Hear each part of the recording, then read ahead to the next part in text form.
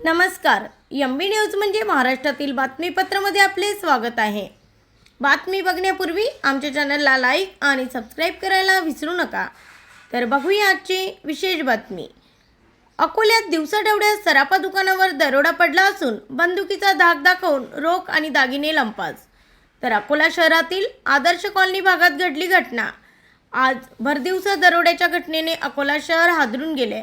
शहरातल्या आदर्श कॉलनी भागात असलेल्या सप्तशृंगी ज्वेलर्स या दुकानात बंदुकीचा धाक दाखवत एकाने दरोडा टाकला आणि रोख आणि दागिने लंपास केले. विशेष म्हणजे भर दुपारच्या सुमाराची ही घटना घडली.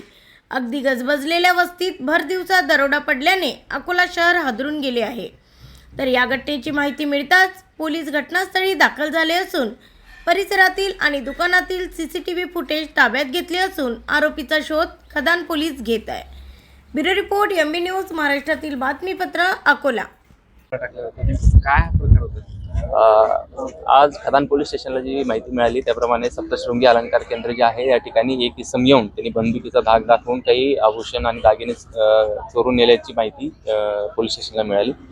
त्या अनुषंगाने पोलीस स्टेशनची टीम LCBची टीम या ठिकाणी पोहोचली आहे. एक व्यक्ती त्याच्यात दिसत आहे जो हे काम करतोय आणि त्याप्रमाणे तो जातानाही दिसतोय एका CCTVमध्ये.